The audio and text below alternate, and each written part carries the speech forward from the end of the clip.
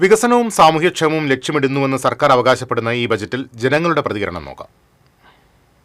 രണ്ടാം പിണറായി സർക്കാരിന്റെ അവസാന ബജറ്റ് ധനമന്ത്രി മന്ത്രിസഭയിൽ അവതരിപ്പിച്ചിരിക്കുകയാണ്. ജനം എങ്ങനെയാണ് ഈ ബജറ്റിനെ വിലയിരുത്തുന്നതെന്ന് ചോദിച്ചു നോക്കാം. ഇപ്പൊ സാധാരണക്കാർക്ക് ആശ്വാസകരമായ ഒരു ബജറ്റാണോ ഇത്തവണത്തെ? എനിക്ക് ഈ ബഡ്ജറ്റ് കേട്ടപ്പോൾ ഞാൻ എൻ്റെ ടൈറ്റിൽ മാത്രമേ കണ്ടുള്ളൂ. ടൈറ്റിൽ ന്യൂസ് അനുസരിച്ച് എനിക്ക് പെട്ടെന്ന് ഓർമ്മ വന്നത് ടോംസിൻ്റെ കാർട്ടൂണിലുള്ള ഒരു ടൂപ്പ് വക്കീലുണ്ട്, ബോബനും മോളിയുടെ അച്ഛൻ. പുള്ളി ബോബനും മോളിക്കും വാക്ക് കൊടുത്തിട്ട് പറയും, ഞാൻ പറഞ്ഞതല്ലാതെ വേറെ ഒന്നും ഉണ്ടാകില്ല കേട്ടോ. വാഗ്ദാനങ്ങൾ മാത്രമേ ഉള്ളൂ, ഇതൊന്നും നടപ്പിലാകാൻ പോകുന്നില്ല എന്നാണോ? നടപ്പിലാകാൻ പോകില്ല എന്ന് സാമാന്യ ബുദ്ധിയുള്ള കേരളത്തിൻ്റെ സാമ്പത്തിക നില പഠിക്കുന്ന ആർക്കും അറിയാം. ഇത് കുറേ കാര്യങ്ങൾ, ഇതിന് പണം എവിടെ നിന്ന് കിട്ടും അതും കൂടി പറയണമായിരുന്നു മന്ത്രി. ഇന്ന ഇതിൽ നിന്ന് കിട്ടുന്ന ഇന്ന ഇതിന് ചിലവാക്കും. ഒത്തിരി വാഗ്ദാനം നൽകിയിട്ടുണ്ട്. അതിലെനിക്ക് ഏറ്റവും രസം തോന്നിയത് റോഡിന് വേണ്ടി ഏതാണ്ട് 1400 ചില്ലാനും കോടി രൂപ ചെലവഴിക്കുമെന്ന് പറഞ്ഞാൽ, ഈ മുഖ്യമന്ത്രി തന്നെ CPM-ൻ്റെ സെക്രട്ടറി ആയിരിക്കുമ്പോൾ കേന്ദ്ര ഗവൺമെൻറ്റായിട്ട് ഒപ്പിട്ടൊരു രേഖയുണ്ട്.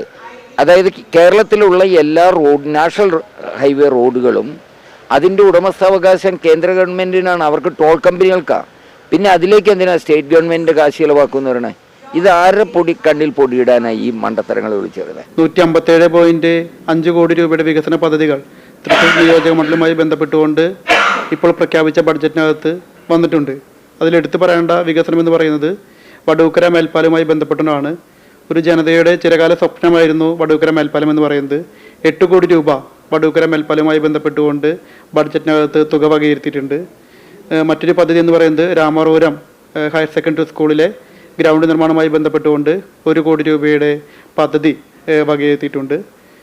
MG റോഡിൻ്റെ വികസനവുമായി ബന്ധപ്പെട്ടുകൊണ്ട് ഏകദേശം 15 കോടി രൂപയുടെ ഫണ്ട് വകയിരുത്തിയിട്ടുണ്ട്. അതുപോലെ കുട്ടന്നൂർ കോളേജിൻ്റെ വികസനവുമായി ബന്ധപ്പെട്ടുകൊണ്ട് അതിൻ്റെ ചുറ്റുമതിൽ നിർമ്മാണവുമായി ബന്ധപ്പെട്ടുകൊണ്ട് ഫണ്ട് വകയിരുത്തിയിട്ടുണ്ട്.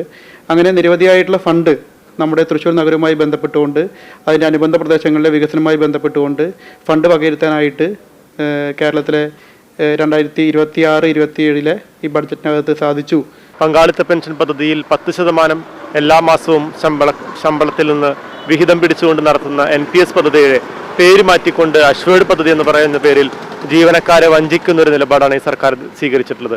2018 സംസ്ഥാന സർക്കാർ തന്നെ നിയമിച്ച പുനഃപരിശോധനാ കമ്മീഷന്റെ റിപ്പോർട്ട് മന്ത്രിയുടെ മേശപ്പുറത്തിരിക്കുമ്പോൾ ആ പുനഃപരിശോധനാ കമ്മീഷനിൽ PFRDA നിയമത്തിന്റെ പേരിൽ തടസ്സവാദങ്ങൾ ഉന്നയിച്ചവരെല്ലാം ആ തടസ്സവാദങ്ങളെല്ലാം നിലനിൽക്കെ തന്നെ മറ്റൊരു പദ്ധതി പ്രഖ്യാപിക്കുന്നത് ജീവനക്കാരുടെ കണ്ണിൽ ഇലക്ഷൻ കാലത്ത് പൊടിയിടാനുള്ള ഒരു തന്ത്രം മാത്രമായിട്ടാണ് ജീവനക്കാർ കരുതുന്നത്.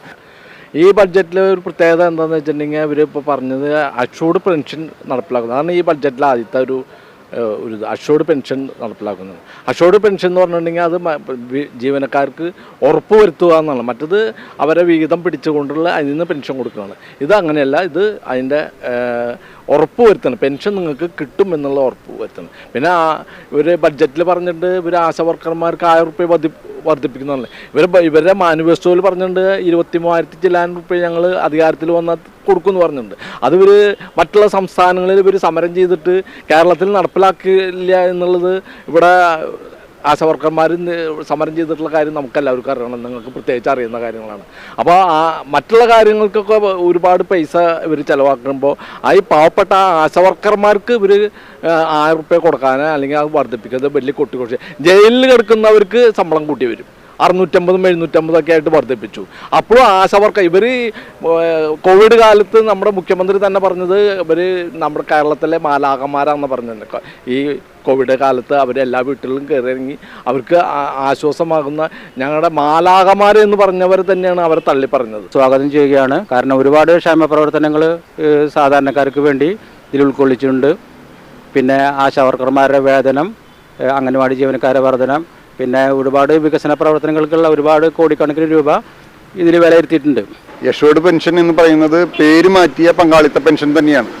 എപ്പോഴും ജീവനക്കാരുടെ കയ്യിൽ നിന്ന് വിഹിതം പിടിച്ചുകൊണ്ട് നൽകുന്ന പെൻഷനാണ്. അതേസമയം തന്നെ ഇതുവരെ പെൻഷനായ 3000-ൽ പരം ജീവനക്കാർ വളരെ 2000 രൂപ വരെ നമുക്ക് സാമൂഹ്യ സുരക്ഷാ പെൻഷനുള്ള ഈ സമയത്ത് 500 രൂപയും 600 രൂപയും 1000-ൽ താഴെ മാത്രമേ, ഏറ്റവും കൂടിയാൽ 2100 രൂപ വരെ കിട്ടുന്ന അവസ്ഥയിലാണ് ഇപ്പോൾ ജീവിക്കുന്നത്. അപ്പോൾ ഒരു മാസം അവർക്ക് പിച്ചെടുക്കത്ത് ജീവിക്കേണ്ട അവസ്ഥയിൽ പലരും ലോട്ടറി കച്ചവടം നടത്തി ജീവിക്കുന്നു.